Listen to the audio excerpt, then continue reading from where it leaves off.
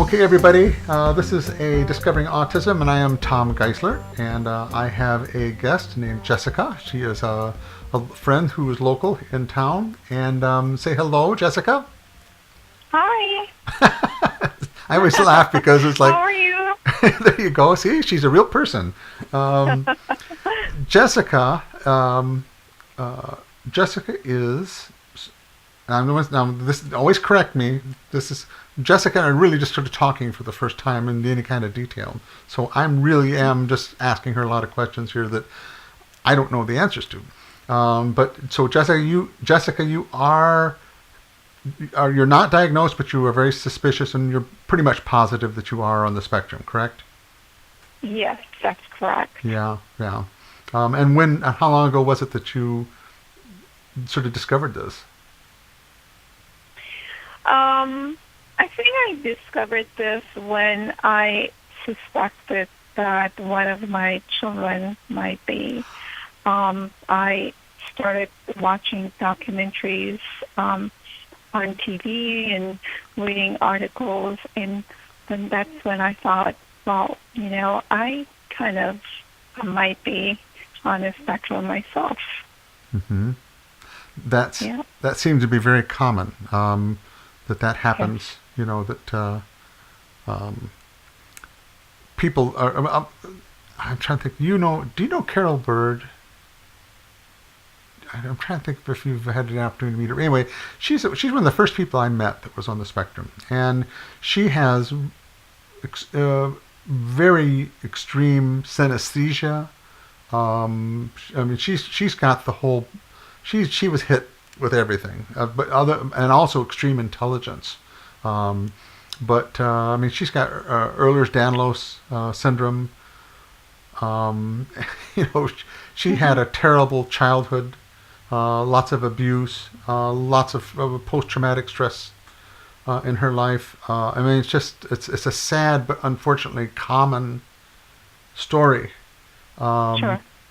and But she has, let's see, she has two children. Let me think. Two.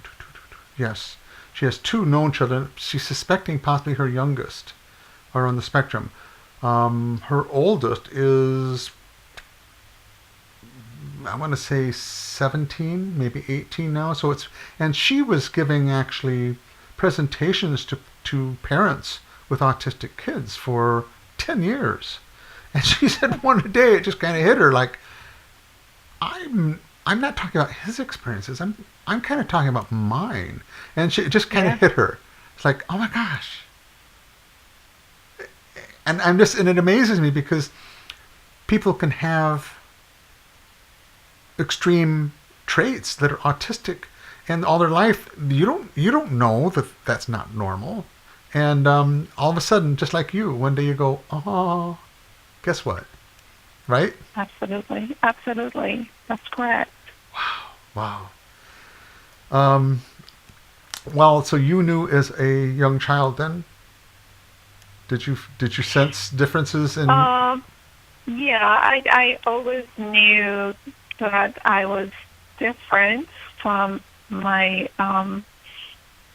friends. Didn't have too many friends, but just few people around me in school. That I was always different and awkward socially, Hmm. and nobody would ever come and ask me to play or participate in the social gathering or events. And I think even when I started having conversation with someone, I could kind of feel that I was awkward and I didn't know how to interact with people. Mm-hmm. From the early age on, I kind of knew, and I kind of blamed it on my upbringing and being shy. But I didn't know anything about autism or Asperger's or anything until really just last 7, 8 years. But I thought, oh, there is a name for this. Hmm. Uh, Are you comfortable so sharing your age? I'm close to 60 years old. Okay, okay. So, and the only reason I ask this is because um, it's important. I know for me, because I'm 60. I'm 60, and just I didn't really realize it until actually kind of recently when I started really putting a timeline on the awareness of autism when it was professionally recognized, let alone socially. And you remember there was a movie with it was the Rain Man, with Yes. and I didn't realize it, but that came out. I think it was the year or two after it went into the DSM four, I think it was. It might have been DSM three, which is the diagnostic statistic manual for that the American Psychological Association uses for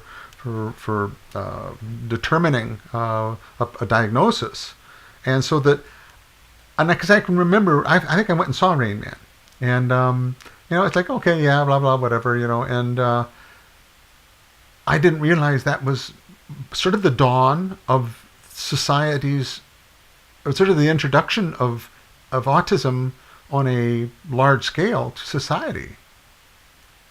You see what I mean? Yes. And Yeah. so we were as kids, well, we were there. That wasn't even almost a possibility unless we were probably, well, especially as a female. As a male, they were probably seeing more extreme cases. That's another whole topic. But I was like you. I had attributed what was going on in my life to family dynamics, and like you said, and maybe impersonal qualities of shyness, or we moved around a lot too. We I think I moved 5 or 6 times between first grade and 12th grade. So I was used to having friends not being, uh, having a strange relationship with people anyway, because we were moving. I don't know Yes. if and I'm talking about me a lot here, but what, tell me more about when you were, other than just feeling strange or anything. How about your parents or other relatives? Um, I really didn't move around like you said that you did as while you were growing up. But my mom, she kind of turned me over to my grandmother from the age of 4 to 12, 13 years of age to live with her. So my grandmother raised me, and I never knew I had any brothers and sisters until my grandfather passed away, and my mom moved my grandmother and me to her house. Then I knew, those strangers were my siblings. yeah. So, so that was kind of strange for itself. But I'm sorry, I forgot what your question was. Um, Yeah, so I didn't move, but I think that kind of living in isolation for about 8, 9 years. yeah. So yeah, that was Did that was very hard. Do you know if there was any other autism in with your siblings or any other members of your family? Uh, Not really, not that I noticed, because I only lived with them for another maybe 5 years, and um, Uh huh. it was not enough time to get to know Gotcha. too much about the siblings, and then I left. Home when I was 18. So Okay. Okay. Yeah. Yeah. I have a strong suspicion my sister is, but oh really? yeah. Because see, my father was. I still don't know what to call him or what category to put, but there was a lot. There was the way he treated all of us, my mom, my sister, and me. There was just three of us, and my father. Um, I I still hesitate to call it abusive, but I don't think anyone else would hesitate. Matter of fact, I think it's just part of some sort of a weird mental block I have that I still try to Mm-hmm. figure out why all this happened. But she was probably she was affected more in more ways and deeper, I think, than I was by what my father was, and I she was never diagnosed as see I was diagnosed as a young child when I was like I think it was 11 or 12 with attention deficit, dyslexia. I was actually they said minimal brain damage from hypoxia when I was born. Um, and so cross dominance were those were the things that I remember. Um, and they basically said to my parents, I would never graduate from high school. So it was, and I never put all of this stuff I never started putting together until after discovering the key I call it is to autism. And so I know that I was struggling. I knew I was struggling in school. Did you're very intelligent though. Were you doing really well in school? Yeah, I actually never struggled in school. I actually skipped a grade. I skipped fifth grade, so from fourth grade I went all the way to sixth. Um, I don't know. I think back in the day people were skipping grades, so I was one of those kids that one of my sisters thought, but that I was maybe smart enough to do that, and I took the exam and I passed and went on to the higher grade. Um, I can't really say I was the smartest kid in school, but I wasn't struggling at all. Right. Toward the end, toward graduation, I was getting distracted a lot, and I just didn't pay too much attention. I'm sure if I had paid enough attention to my studies, I would have probably gotten good grades. But I managed to graduate high school, and yeah. But I can't say that I was struggling. Okay. No. Yeah. I was up till probably junior high. Then I kind of pulled myself together, and I don't really even know what the change was, to be honest with you. But I went from like D's and C's to B's and C's. It's basically a B average student, and so everyone was happy, And that's sort of the last I heard of anything to do with dyslexia. Well, actually, I really didn't hear much of anything, to be honest with you. After that diagnosis, I know I had worked on some things for the dyslexia, for eye muscle strengthening and some exercises like that. I kind of think I was probably put in the lower achiever classes. And that was basically about the only adjustment they made, I think, as far as assistance.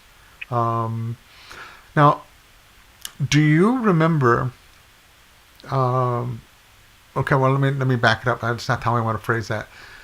I don't know if you have studied much about the more recent research on women with autism and why they are so difficult to diagnose and discover. It's just the nature of how women socially interact that women tend to handle their autism differently than boys do, or I'll say girls handle it different than the boys do. And if you look back on your life, do you start to see how you covered up and masked your autism? Is it becoming more? Are those some things that you're discovering about yourself? I'm actually not aware, or was not aware of this study. I was thought, from everything I had read and researched, I was thought that it was more common with boys or guys. Even someone told me, a coworker that I used to work with, she has up um, uh, two autistic sons, and so when we were talking, I remember she was the one who told me that 1 out of 22 boys are diagnosed with Asperger's, but it's more common in boys than girls. But I didn't know of this research that you just mentioned. And as far as answering your question, while I was growing up, I really didn't think, another term that most people use, and it's not politically correct, is the word retarded. Uh-huh. I even hate to say it now, but I never thought that I was that when I was up. But I knew I was different. Yeah. I always blamed it on my shyness and my upbringing and everything else until I did research about one of my kids, and I thought, I think I can, I'm on the spectrum myself, and I'm really high functioning, high end. Yeah. Of it. But I've never taken the test, which I'm about to. I think I'd like to do that soon. But more I dug into it, like I started watching a show on TV called Parenthood a few years ago. I learned a lot about this on that show, and also did some research. And I think you and I talked about this individual who is a famous writer. I forget his name. I would say Tim, maybe his first name is, I'm not sure. But he didn't even know. I was reading something about him, but he didn't even know that he was on the spectrum until he got married, and he was in his 40s, that his wife was watching the documentary on TV and thought that her husband, being a guy, resembled a lot of his characteristics. And then he took the test, and turned out that he was. So I thought, okay, well, a lot of people my age are finding out now, so maybe I am one too. Yeah. So. Yeah. Well, there's some online quizzes. Like there's an ASPE quiz that's actually has a very nice diagram that it prints out your answer as a graph of the different areas, and it's like it's a circle basically, and one half is neurodiverse, the other half is neurodivergent. Half neurotypical, half neurodivergent. And they kind of, depending on what area, like if it's communication, if the communication is very neurodiverse, it spikes out farther and farther and farther towards the outside.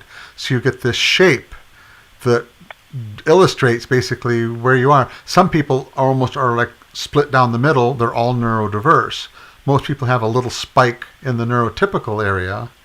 But some people are spiked in all different directions, so it's a really interesting graph to see. And if you don't know of that quiz, I'll share it with you after the program. Yeah. But what they're finding out is that I don't remember the exact numbers. I tried to keep them to memory, but it used to be thought that the ratio of male to female with autism, I was going to say with Asperger's. I think it might have been Asperger's.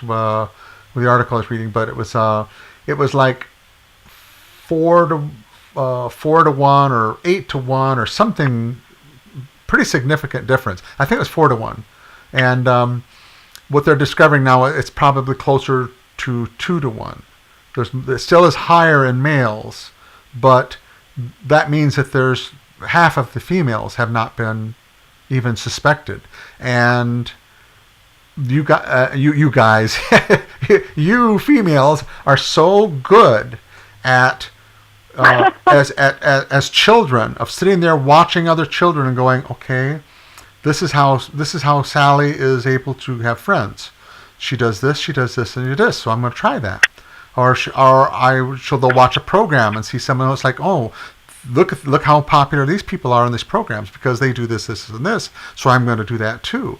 And so women tend to be, or young girls tend to be chameleons and be able just to fit and flow and become what they need to in order to achieve their goals. And where guys, they go off and they play in the mud with a stick, or they, or with their toy truck or their GI Joe or whatever, and they live happily ever after. And that's not totally true, because I can say that from experience. I was also sort of an unusual child in my interests. I didn't have typical boy interests, but still, the way we function between boys and girls is very different, and girls tend to cover up and adapt better than boys.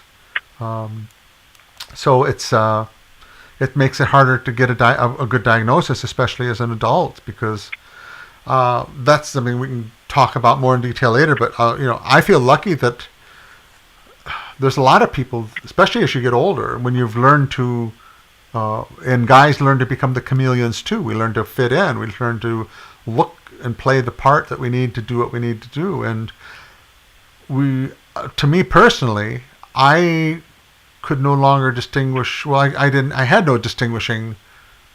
I wasn't trying to distinguish between what is my real nature and what was the real autistic nature and what was the neurotypical nature I was trying to project. But I went off and on that. Sometimes you have to say, Tom, come back. No, you're fine. But I do agree with you as far as females versus males. Females have a tendency of hiding and masking that, maybe, I don't know if I want to say better or more often, but and I think and it's really sad because most women, they try to mask it and hide it or observe, as you said, other people, and to just try to be just like them or behave just like them, and they hide all the feelings inside. So as a result, they get depressed, and and their spouse, boyfriend, family want them to go see shrink or a therapist, and they get on depression medications and all that place. So, and they're happy with that because they say, okay, well, people are thinking I'm depressed, so let them think that I'm depressed instead of thinking that I'm on the spectrum, because if they find out I'm really on the spectrum, they might use that label that I just, mentioned. Most people do, and it's not politically correct, the label of retarded. But I'd rather people think of me as depressed or retarded. So I think that's, and I'm talking, and I'm really speaking for most female. I feel like that's all, especially if they're mothers. They have children. They're in society with the children's friends, parents, and co-workers. They don't want to. You know what I mean? So, it's just other things. So I just want to clarify. So you're saying then that the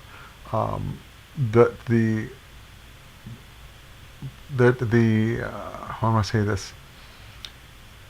Being labeled and I guess maybe it's because of my age and maybe because of being male. I don't know, but I'm just sort of at the point in my life where it's like, look, you can think about me what you want to think about. It's not going to affect me that much. I guess if it started affecting me, then probably I would be more concerned or upset or whatever. But I, for so long, went as being this false, whoever I was, thinking I was neurotypical, and I wasn't happy being that. And now I really realize I wasn't really covering my traits that well. I mean, I was still odd. I was still weird. And of course, it just was a very frustrating, self-defeating process to be in that, to be trying to be something I was not. And I'm so happy to be, okay, this is me, I'm autistic. These are the things I do, these are the things I can't do, these are things I'll probably never will be able to do, and that I can live with, but not pretending to be something that I'm not. And but so the labels are not so much a concern to me, and I understand why, especially younger kids, especially today. I mean, it's strange. We seem to be more sensitive and forgiving in some ways, but less in others. And I think autism may be one of those things where people still do not know how to, I don't want to say, they don't know Yeah, how to handle it. absolutely. That is true. They don't, because they don't have enough information, education Yeah. on this topic. So, you're right. Yeah, yeah. So you said you suspect, or you have a daughter or son that's diagnosed, or what's going on there? Oh, well, I have two kids. I have two young adults. My son that I'm concerned about, but he's never been diagnosed, and Okay. I actually tried to have him diagnosed through his counselor and with the help of his dad, but his dad kind of shut me down, and Uh-huh. we were going through a divorce, and he always thought that I was paranoid and coming up with these things. And when I called the counselor, the first thing she asked me is, I'd like to come in and fill out a form to get financial support from the state and the government, which was not my concern at all. I didn't even know that such a thing existed, nor that I really cared. My concern was for her, if she could guide me and give me some information, but you could tell that she had no clue what I was talking about. So she asked me to come into our form if I could get financial assistance, which I said, no, thank you. And so she turned me down. Then I took my son to the pediatrician, and I spoke to the pediatrician ahead of time before I took him in and talked to him about it. And I asked him if he could do little observation and give me his point of view. And so he did, and he asked my son to leave the office and then come back 10, 15 minutes later, and he told me that he didn't see any concern, and my son just seemed to be shy, not very sociable, but very smart, very intelligent, and he didn't see any concern. But then he said, okay, here's a list of forms for therapists if you think he might be depressed because he's not socializing with other children. Gave me a list of counselors, which I never pursued it. And then I tried to get my husband to cooperate with me so we can kind of take it from there. And but he's very bitter. I've been divorced for almost 13 years, but he's very bitter about the divorce itself, and he doesn't want to have anything to do with me. So we have no communication whatsoever. So I feel like I'm alone in this thing, and I don't think it's too late for me or him. But I kind of have been handling this whole thing all by myself. When I found out that, that him and I might be different. So I want to say for last, I don't know, maybe 12, 13 years. Wow. But he's very successful in school, and I kind of feel like, he's handling it. But I'm still concerned about his future. But like I said, I don't know at this point how to get him. I haven't even talked to him. I don't know how to go about helping him. So. Well, you brought up 2 points I made notes on, and that was, one, it is so sad in this day and age that we don't have better, more professionals that are skilled in determining when a person could even possibly be on the spectrum. They just, I understand in one way. I understand that how am I going to put this? It takes a neurodiverse person to really understand a neurodiverse person. I don't think neurotypical people, they can intellectually learn the different little things about neurodiversity, but to see it, to sit in a room with somebody who's neurodiverse and go, yep, I can relate to that. I know where you're coming from, and piece all these things together. I think it really almost requires a person that's neurodiverse to do it. And I'm not going to say that 100% because I was diagnosed by a lady that I don't think was on the spectrum. Maybe she was. We never talked about it, but she was able to, in an hour and a half interview with me, make that determination. I didn't even go through any formal written testing. She said, you can do it if you want, but that's not going to change my diagnosis. So that's your option. So it's like, that's like a $1,500, $2,000 day of testing that would have been out of pocket. So she did me a real big favor. Now, that's not why she did it, but it ended up saving me money. But anyway, I just had to make comment about anybody who is in your shoes or who is looking to be diagnosed is buyer beware. Everybody out there that has a doctor in front of their name or a master's in social work after their name or whatever does not qualify them immediately to be able to be competent in diagnosing people that are on the spectrum. And as I say, it's not saying it's impossible, but it's almost something that has to be learned experientially instead of just through a book, because the variations are too giant to be able to read one.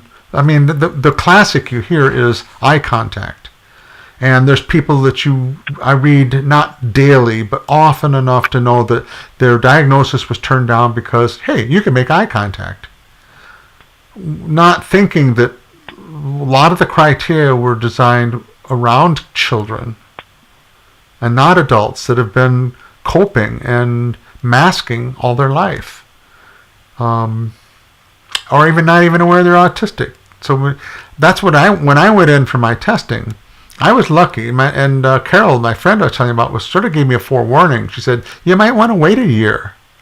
I thought, a year? I can't wait a year to find this answer, But I see where she was coming from.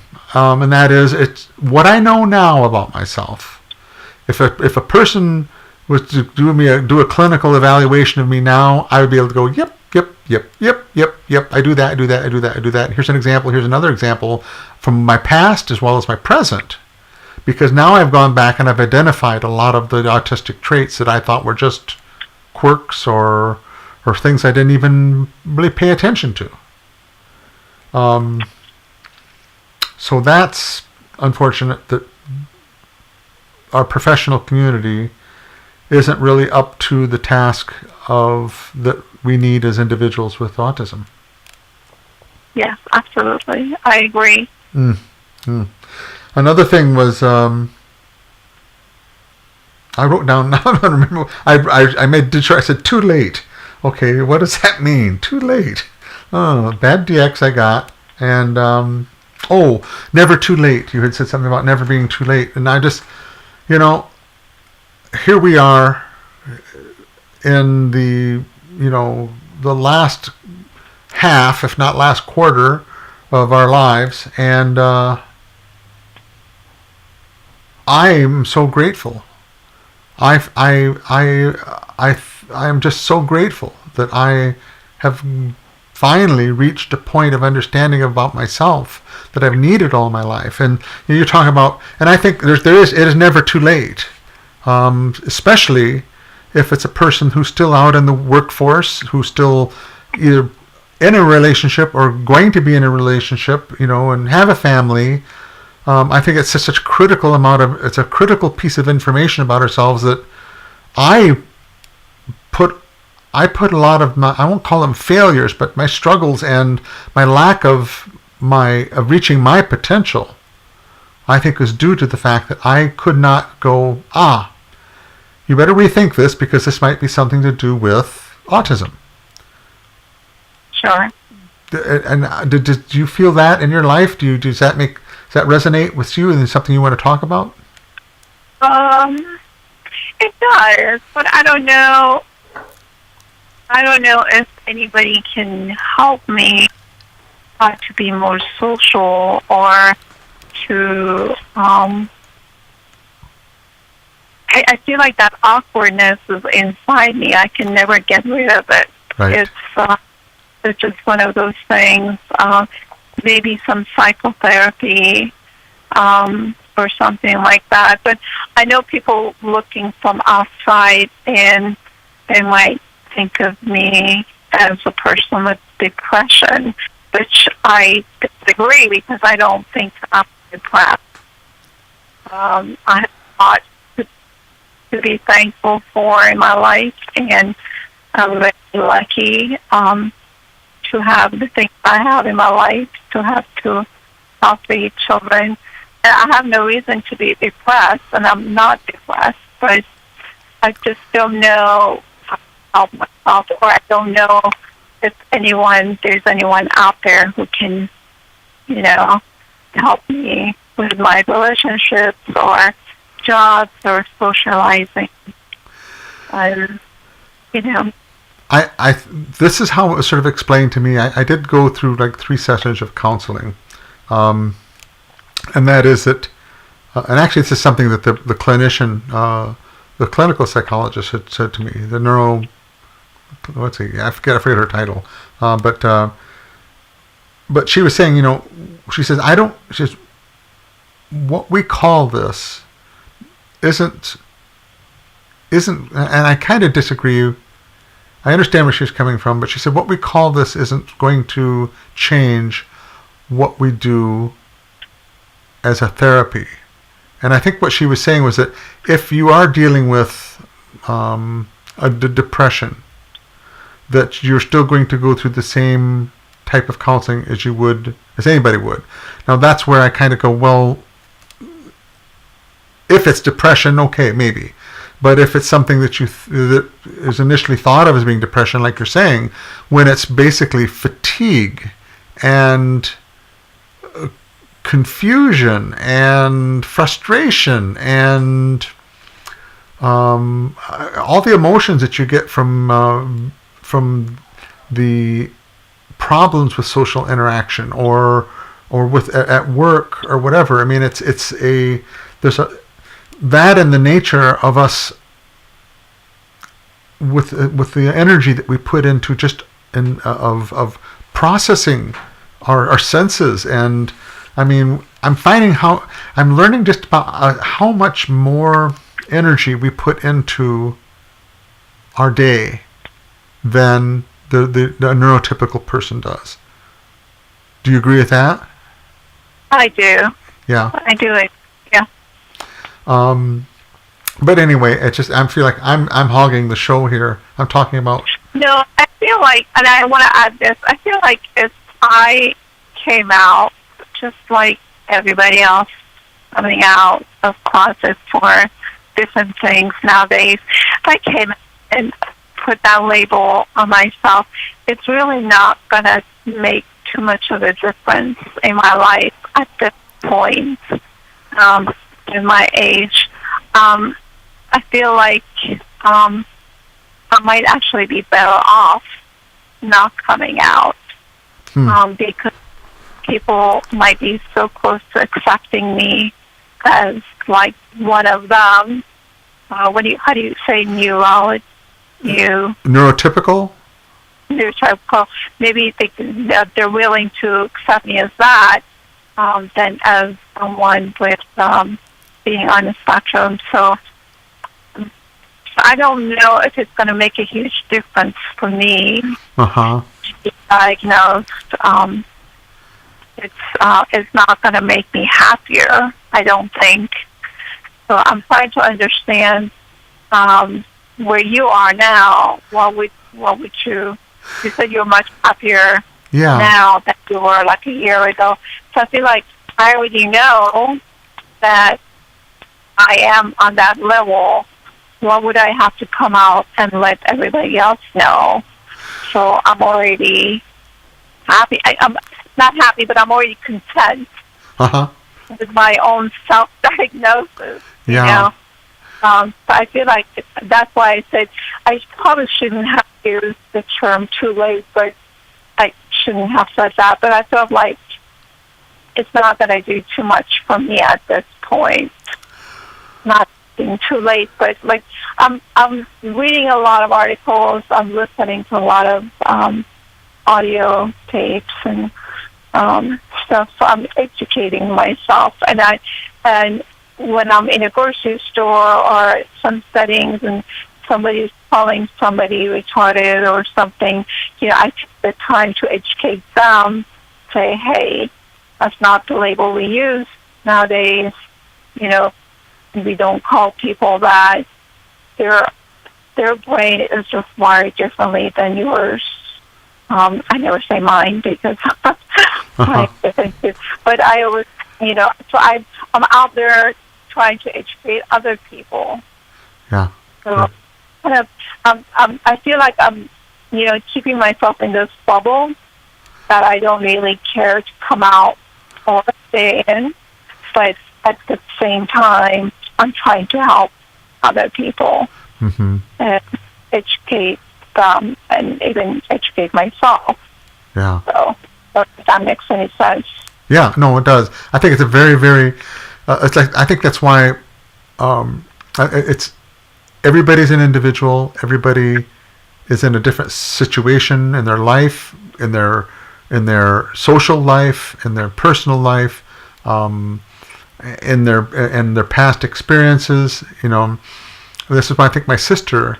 I actually, she knows about what I'm going through, and I actually referred her to a video on YouTube about autistic traits in women. And I didn't hear anything about her for a month, and one day we were talking and she said, yeah, I watched that video. And I thought, so what, and you didn't get much out. She said, I cried during the whole thing. That everything I related to. And I thought, oh my gosh, my sister is autistic too. She's, but that's the last I heard her say anything about it. She hasn't brought it up. She doesn't, she isn't even showing a little bit of curiosity in my own situation. And I think it's just too much for her. I think she's somewhat like you, maybe in another way, at another extreme would be is that she just can't handle it. She can't handle the changes in relationships with her family and what she's built, and and I can relate to that. I mean, when I've pushed deeper into understanding my autistic self, I become more autistic. I'm doing things I didn't normally do. I don't normally, I use stemming as an example because it's something physical and visible and everything else, and that is, I used to play with my fingers all the time. I used to do things with my lips and sort of bite my lips and the inside of my cheek, and I used to tap my feet, and I used to do things. But now that I'm going, I understand why I do them, so I let myself do them, It's a regulation. It's a way my body is either blowing off steam or anxiety, or it's finding comfort in some way. And my whole life I've denied my body and mind doing what it needed to do to take care of itself, is how I look at it. So I'm like, let come what may. If I end up I'm not going to go to an extreme, but if I don't think I'm going to end up wearing diapers again. But if that was where I found I was happy in my life, I might. No, I'm just kidding. I'm just kidding, of course. But so to me, I've taken that approach. I was so burnt out. I was so dissatisfied. I say I was in a dark place. I really do think there was a fairly strong possibility that I could have become suicidal had my life gone on in the direction it was going on without hope. I had lost hope at that point. And so that's what finding my autism meant to me, was that I finally have a chance of filling in all of those voids in my life that were keeping me from knowing myself, of what I wanted to do, who I wanted to be, the kind of person I wanted to be, and to allow myself to I was under such control from my childhood, and I always blame my father. I don't know if it was, I can't put it all on his shoulders, but I came out of my childhood a robot. I was not, I couldn't be myself, and I don't think I have ever been able to really, I'm not going to say it that way. It's too complex to put it that simply. But this is the first time I feel like, okay, I can finally make something of myself. I can be myself. All those things were changed at that realization that I was autistic. Sure. Yeah, and like I say, we're all different. Absolutely. Even neurotypical people are different, Yeah. And but I never tried to, like the stimming thing. I don't have too much of stimming going on at all. Really, what I have found out lately in the last year and a half, that meditating helps me a lot. So it helps me to get more in touch with my inner thoughts and everything. So that kind of so I rely on that a lot. I don't meditate now every day, but I try to do it when I have time, or kind of feel like it, I guess, too. Yeah. So I like if someone was sitting here and having a conversation with me, I don't think they could tell that I'm on spectrum. Like you said, one it could be because I'm a female and I have a great way of faking or pretending or masking and things, just like little girls do or did while they were growing up, So I'm pretty good on that. So nobody could tell, but I think, I don't know, but I know down inside that I'm different, and when I'm in a relationship, I know that the boyfriend or husband or whatever, they know that I'm different and I'm awkward. So, but I don't think it would make it easier or any different if I came out and said, "Oh, guess what? I'm on a spectrum. Did you not know? Sorry, I didn't tell you, but now I'm telling you." I don't think it would make any difference to my relationships or, at work or anything like that. So that's why I just choose not to reveal it, I guess. I don't know. Yeah. when I look back at relationships that I have been in, the one common thing I felt was that there was a lack of communication. Now, I mean that in a very general sense, because I feel I'm pretty good at communicating. If anything, I probably go to the autistic extreme of wanting clarification and something very, and really understanding what a person's saying. I think, and I don't know that, at least in the neurotypical world, I don't know that that's something people really always want, is somebody to understand them. It sounds strange to say, but I don't know if there is a real difference between the way neurotypical and neurodiverse people think. And I've been reading a book called A Field Guide to Earthlings by Ian Ford. And he goes into laying out how people who are neurotypical, part of the way that, because we're all neurologically controlled. Our bodies and our minds need certain things in order to be healthy and happy and function well. And because we're different neurologically, we have different needs. And so neurotypical people, the way that they have learned to control information and have control of themselves is that they have a very highly symbolic way of controlling that information, so that where you and I may, or maybe you and I, or someone in the host was autistic that would say in a conversation, what do you mean? It is to find specifically an understanding about, do you mean this or this? Are you talking about this or that? Do you mean in this situation or that situation? Where a person neurotypical may not want any of that information.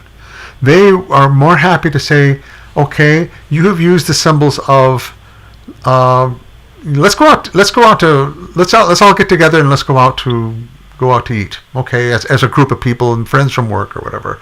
And it may not be to be around those people. It is like we would be. It's not to say to develop a relationship closer with your coworkers. It is to establish your hierarchy among the coworkers. It is to check and recheck those relationships. It is to, I mean, there's symbolic meaning behind what they do instead of literal meaning. And the more that I think about what Ian Ford had written, the more it seems to be coming true to understanding myself and to why things didn't work. I went off on this tangent because this was about relationships. And I think those fundamental differences in relationships is what I was talking about in communication. Sure. So that, I'm really anxious, I don't know if that's the word to put, I am really curious. So one of these days, if I can get into a relationship with someone who's neurodiverse, what a difference that could make, because I really do think we're going to be talking automatically on a fundamentally equal level. Sure. You think that's true? What do you think? No, I think that's true in a way, but I just don't know. Yeah, my thoughts are kind of all jumbled up right now. Okay. Yeah. I believe that is true in some ways, and it makes sense, absolutely. Uh-huh. Well, that's where I've sort of come from, I mean, that's what finding I am neurodiverse or autistic has meant to me, and the direction I'm taking all of this in my life. And I agree with you that not everybody needs to know or should know or wants to know that I am autistic. But I am also not going to withhold who I am. And if a person says, "Why are you doing that?" And I'm not going to sit there and rock like crazy in the middle of something that's, wherever. I'm not going to try to draw attention to myself. But if situations do come up, I'm also not going to hide. No, it's and if I may interrupt, it's Sure. not so much hiding. I feel like at this level of my life, it's not going to make too much difference. It might actually hurt my relationships with a couple of people that I know around me. I feel like I would be even more isolated than I am now. So, like, what if somebody found out in the workplace that, I was on the spectrum? I've never been diagnosed. I mean, I don't know, but, and so I feel like it would discriminate that against me even more, when I'm not there talking behind my back, or, when they're all getting together, going out after work, not including me because I don't fit in, as if I fit before coming out. So I feel like it might play against me than to my benefit. So I feel like, well, why open a can of worms now that I can just be as it is? Yeah. And just cruise through the life, the rest of my life, however, 10 years, another 15 years, whatever. So, I've come this far. Right. Masculine and, raised two healthy children, and I was married for 21 years, and I feel like he, my ex-husband, is actually on the spectrum too, and maybe that's what attracted me toward him when I met him, because we were both the same, probably have the same characteristics and behavior and all that. But then I thought, okay, well, then it's in both of our DNAs.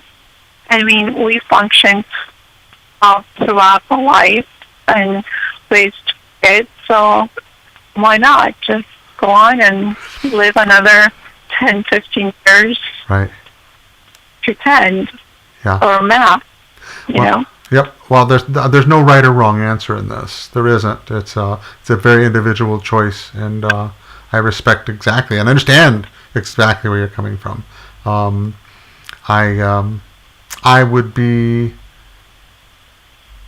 cautious myself, like going into a new job or something else. Probably not as cautious as I should be, to be honest. That's just sort of, I tend to be that way. Excuse me, I got a dry throat. But anyway, we are coming up on an hour here, believe it or not. Oh. Yeah. Okay. And I think it's probably a good place to wrap this up. Is that this is a real, this is a genuine question, and it's a shame. When I write on Quora, one of the things I do mention often is that that this is why our community needs to come together and really, as much as possible on an individual level, but definitely as a community, to be more visible, so that people can see what all of the vast variations of what autism is, and so that, because that's what it's going to take for society to really appreciate and accept, even if they don't understand, which I don't think they neurologically can. So I think we're coming into hopefully a time period where we can make some improvements in where we can and will and are allowed or whatever to fit into society, which is a sad truth about the state of autism in this year. this time. Sure, I agree. And I think it's much better now than it was, let's say, 5 or 10, 15, 20 years ago. Yeah. So it's all about information and education. And, before people would just point finger at a kid or an adult or someone in the supermarket, acting, I wouldn't say weird, but, socially awkward.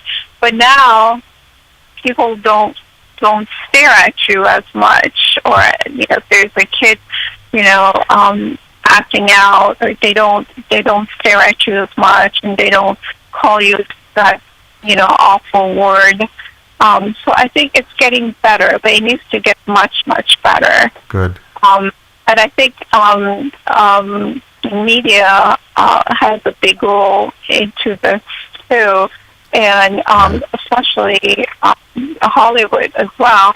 I mean, a couple of series I have watched on TV, even Netflix. There is